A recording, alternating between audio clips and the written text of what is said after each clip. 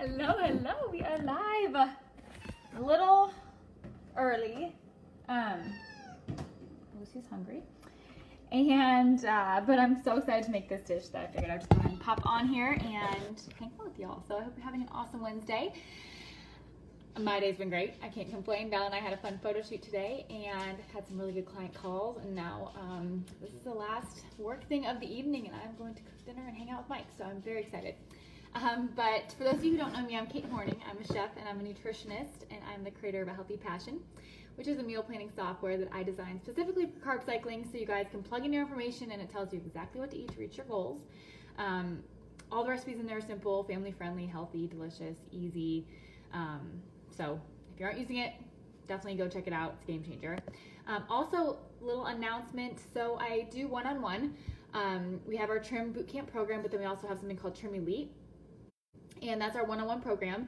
It's designed to be customized to fit your crazy life. So for those of you ladies who've tried other things before and haven't had the success, or you have a specific health issue, or anything that might pop up, that's what our one-on-one program is for. So we have one spot open right now.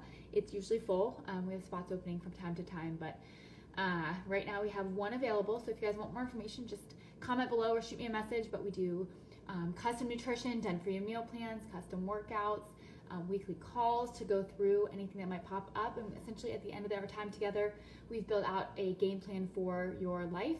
You've lost weight, you're healthier, you're happier, and you just feel super empowered to just go on and do it. So my one-on-one ladies, everyone that's graduated from the program has just crushed it and has stuck with it, and it's been so great to see. So message me for more information. Again, we have one spot available, so jump on it quick. And yeah, so today, orzo salad. So we're gonna do one of my favorite Greek style orzo. So I love doing pasta salads in the summer. They're just great to kind of prep and put in the refrigerator. So this is one that I do quite often because it's so simple and it's just got so much flavor. And to be honest, pasta salads are great for like a quick lunch. You could toss some protein on top, but they also make a great side for like a barbecue or if you're grilling out. And what I like to do with a Healthy Passion pasta salad is make the vegetarian like pasta salad as the side dish and then just throw some meat on the grill. So you make it super simple and it's just so good. So for this one, you guys need orzo pasta. So you can use any pasta you like. I just love orzo because it's these little tiny like rice like pasta shapes, so it's really delicious. And it cooks really quickly and it just holds up really well in the fridge.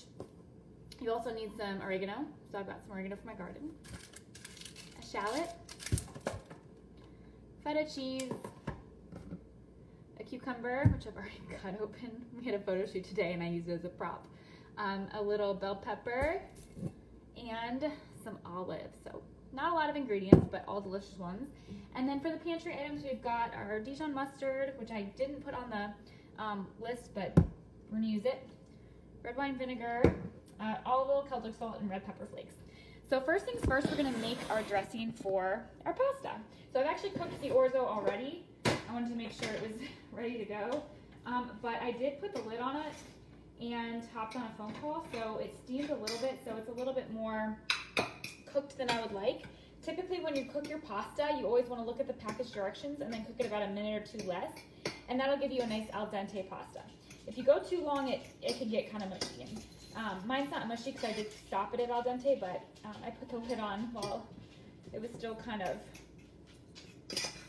warm and it sort of stuck together. So we're just going to give it a little stir here with the fork just to kind of break it out. But if you guys do want to speed up this process, you could prep the orzo in advance, toss it in the dressing, and then if you want to just chop everything up, you know, when you're ready to eat, that's cool. Okay, so that looks good. So for the dressing, we're going to start with our mustard. Hey, Leona. We've got about a teaspoon of Dijon mustard, and I just love the flavor that it adds. It's kind of nice and tangy. And then I should probably measure this. I never measure, but I really should. We're going to do about 2 tablespoons each of red wine vinegar and olive oil. So that's going to be the vinaigrette base. We'll go a little lighter on that since I added a little bit in. So we've got that. And I like just the tanginess of the red wine vinegar as well. I feel like it's just really delicious. And 2 tablespoons of olive oil. And then a pinch of Celtic salt.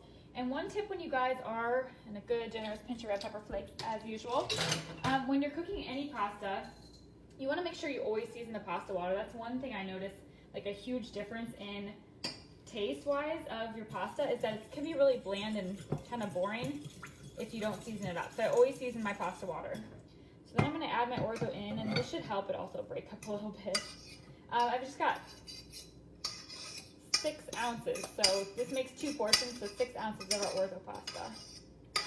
And again, you can see it's like this little kind of rice shape. So you want to toss all that around, and you can see the oil is kind of coating the little orzo grains and causing it to kind of break up a little bit. And if you have fresh hot orzo, this will be a little bit easier, but again, I wanted to make sure I had it all ready to go for you all.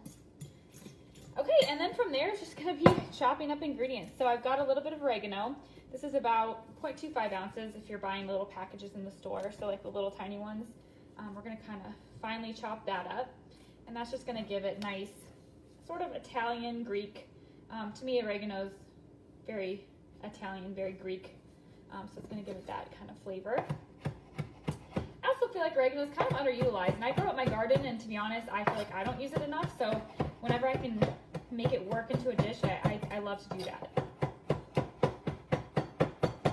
So we're gonna finally chop it up here. You want the oregano to kind of disperse throughout the dish. Also, I did post, for those of you guys who like to cook along with me, I know I was really bad about it this week. I'm gonna get better, I promise.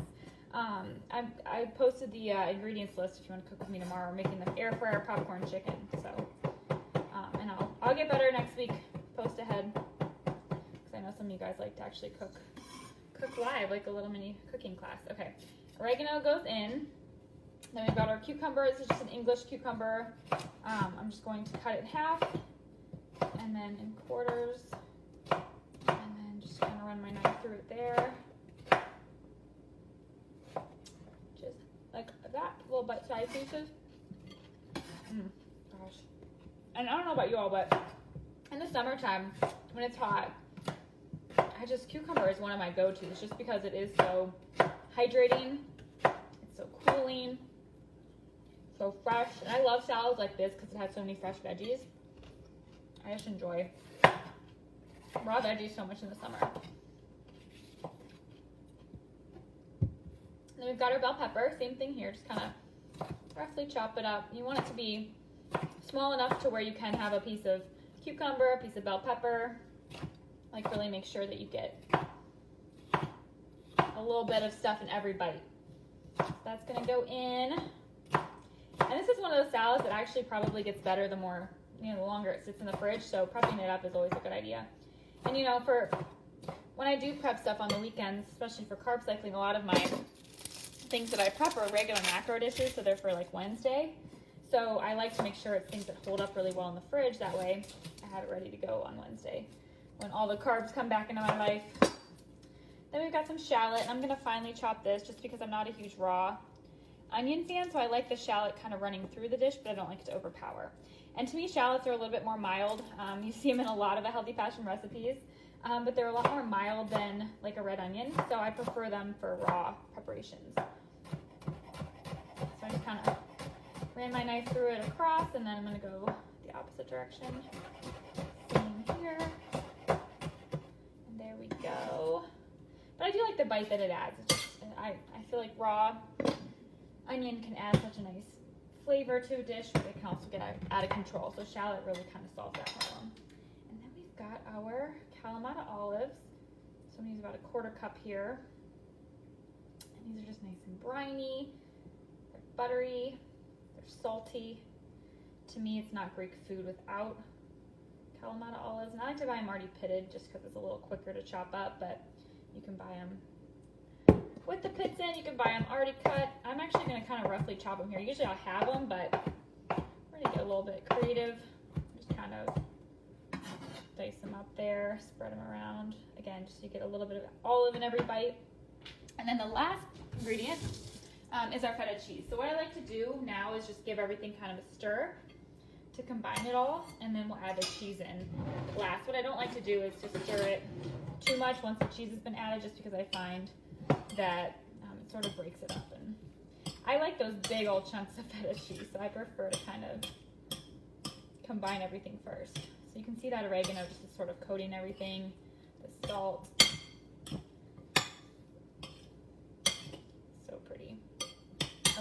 we've got 2 ounces of feta. So I like to buy these little blocks. If I'm gonna eat cheese, I'm gonna eat the good stuff. And I just find the blocks of cheese are so much more tasty than like what you would find already crumbled. So we're gonna do about 2 ounces there. You could weigh it out if you want, but I just sort of eyeball it. And then I like to just kind of take my fingers and sort of smush it so it crumbles into nice big chunks. And again, you always want to wait and taste and adjust your seasoning at the end, just because olives are very salty, feta can be salty, so you don't want it to get too salty. So I find, you know, seasoning up the dressing at the beginning is good, and then sort of wait and seasoning. And then I'm just going to kind of gently toss everything together. And again, the longer it sits, the better it gets. So typically I would throw this in the fridge for like a half hour just to let it all sort of melt together, let the pasta cool. But I'll give it a taste right now and just see how I did. Honestly, I'm so excited to have this for dinner. I was going to save it for lunch, but too good. Oh man. There's really nothing to say other than it's delicious. See if I can put this around for you all.